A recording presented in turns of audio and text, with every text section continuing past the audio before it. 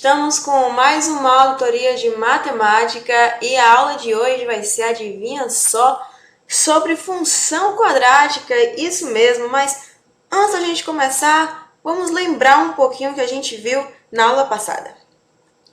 Na aula anterior, estudamos as funções polinomiais e aprendemos a função afim, que é determinada pela lei de formação f de x igual a ax mais b, e é a nossa função polinomial de grau 1.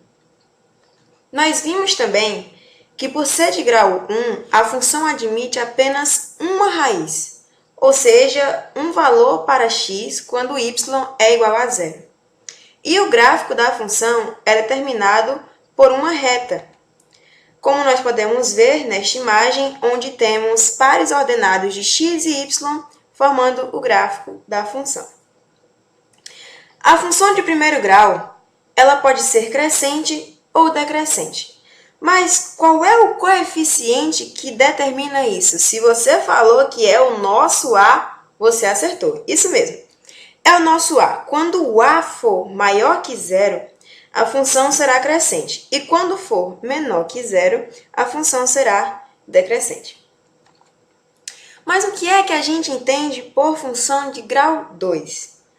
Uma função, R em R, é dita de segundo grau, podemos chamá-la também de quadrática ou polinomial do segundo grau, quando existirem A, B e C pertencentes a R, com A diferente de zero, tal que f de x é igual a ax ao quadrado mais bx mais c. Bom, mas o que isso quis dizer? Resumindo este conceito, podemos afirmar que uma função de segundo grau é aquela em que seu maior expoente é 2. Como, por exemplo, nós temos f de x igual a 3x ao quadrado menos 4x mais 1. Temos também f de x igual a x ao quadrado menos 1. E, por último, f de x igual a x ao quadrado menos 3x. Todas essas são funções quadráticas. Agora, vamos analisar alguns exemplos de funções de segundo grau. Nós temos este primeiro exemplo, que é f de x igual a 3x ao quadrado menos 4x mais 1. Nós podemos destacar os coeficientes da função. Nós temos que a é igual a 3, b é igual a menos 4 e c igual a 1. Já neste segundo exemplo, onde temos f de x igual a x ao quadrado menos 1, os nossos coeficientes são a igual a 1, b igual a 0 e c igual a menos 1. E por último, neste terceiro exemplo, nós temos f de x igual a x ao quadrado menos 3x, onde a é igual a 1, b é igual a menos 3 e o nosso c é igual a 0. Bom, note que nem sempre todos os coeficientes têm valores reais. No segundo exemplo, b é igual a 0. E no terceiro, c é igual a 0. Mas o que é que todos os três exemplos têm em comum? O nosso coeficiente a. O a nunca poderá ser 0. Ele pode ser negativo ou positivo, mas nunca 0. Se o a for igual a 0, então trata-se de uma função de primeiro grau. Registrou? Tá bom, nós já entendemos o que é a função do segundo grau, mas até agora o que vimos foram várias definições matemáticas. O que queremos saber é onde podemos aplicar a função quadrática em situações reais do nosso dia a dia, não é mesmo? Podemos citar como, por exemplo, uma situação em que os diretores de um centro esportivo desejam cercar com tela de alambrado o espaço em volta de uma quadra de basquete retangular. Tendo recebido 200 metros de tela, os diretores desejam saber quais devem ser as dimensões do terreno a cercar com tela para que a área seja a maior possível. Nós podemos descobrir essas dimensões utilizando a função do segundo grau.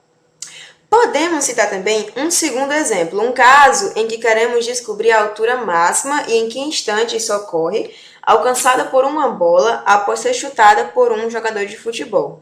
A situação problema é: A trajetória da bola no chute a gol descreve uma parábola.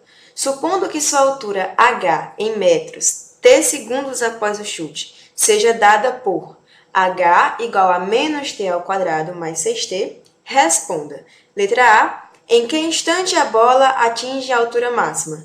E letra B, qual a altura máxima atingida pela bola? Essas duas são questões em que resolvemos aplicando a função quadrática. Agora, vamos reconhecer uma função do segundo grau graficamente. Nós vimos na aula anterior que o gráfico da função afim é uma reta. Mas e o gráfico da função quadrática? Esta é descrita por uma parábola, que depende de alguns fatores para determiná-la. Vamos ver adiante. Primeiro, nós vamos analisar o comportamento da parábola de acordo com o coeficiente A.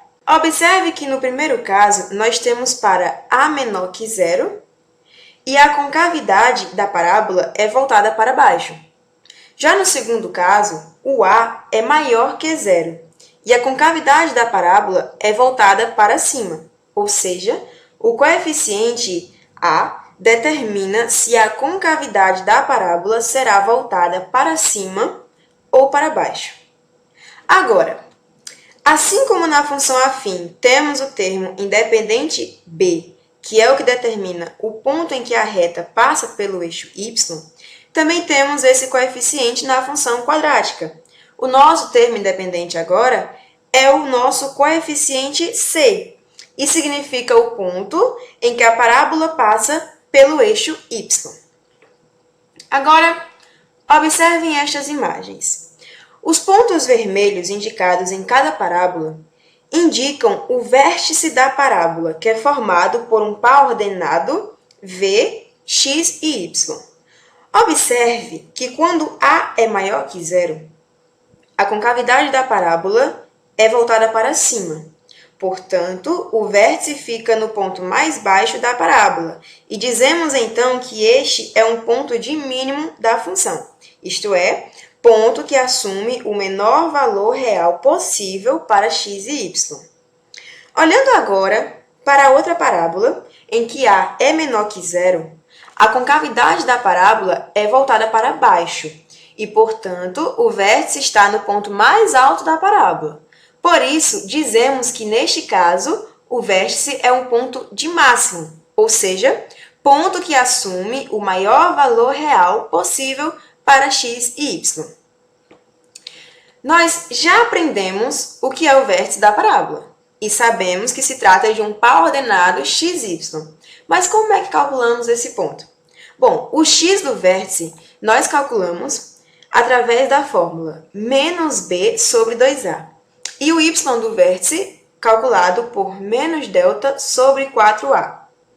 Deste modo, nós denotamos as coordenadas v, x e y como menos b sobre 2a e menos delta sobre 4a. O valor desse ponto é onde está o vértice da parábola. Para calcular as raízes de uma função do segundo grau, nós utilizamos a fórmula de Bhaskara, que é descrita como x igual a menos b mais ou menos raiz de delta sobre 2a, onde o nosso delta é igual a b ao quadrado menos 4ac.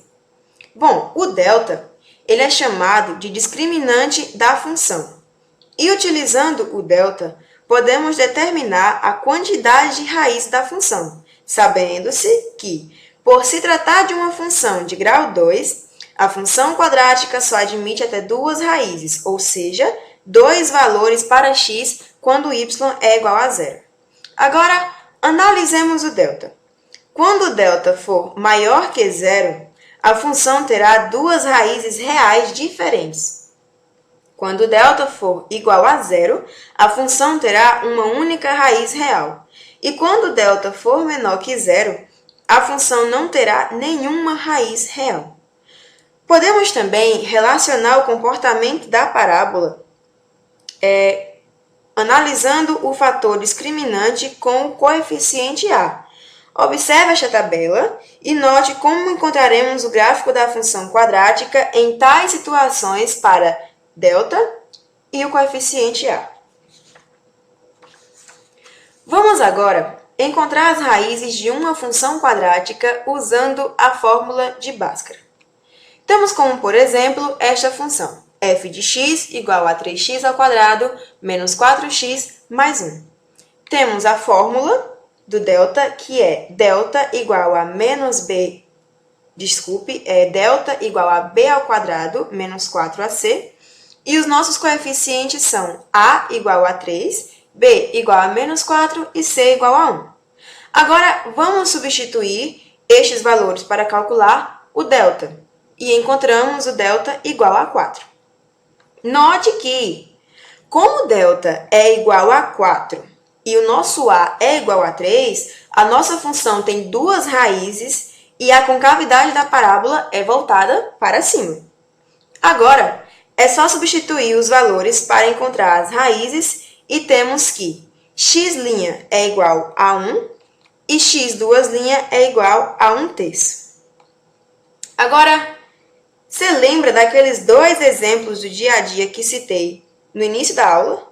Pois bem, vamos resolver o primeiro. A situação é: os diretores de um centro esportivo desejam cercar com tela de alambrado o espaço em volta de uma quadra de basquete retangular. Tendo recebido 200 metros de tela, os diretores desejam saber quais devem ser as dimensões do terreno e cercar com tela para que a área seja a maior possível. Bom, nós sabemos que se trata de um terreno retangular. E o primeiro passo é determinar os lados desse retângulo. O perímetro do terreno ele deve ser 200 metros. E o perímetro é a soma de todos os lados, o que é o mesmo que a soma de uma base e uma altura, tudo isso multiplicado por 2. Conseguiu entender? Então, se nós chamarmos a altura de x, por exemplo, a nossa base será 100 menos x.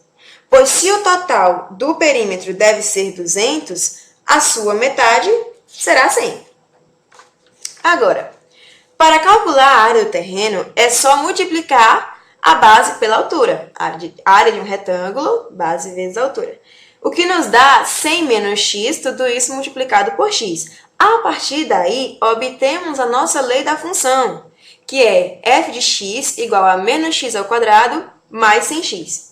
Vamos agora nos atentar ao enunciado em que ele diz que quer a área máxima, o que nos faz lembrar de máximo da função, ou seja, a área assume o valor máximo no vértice da parábola. Vamos agora encontrar o x do vértice da parábola, que será menos b sobre 2a.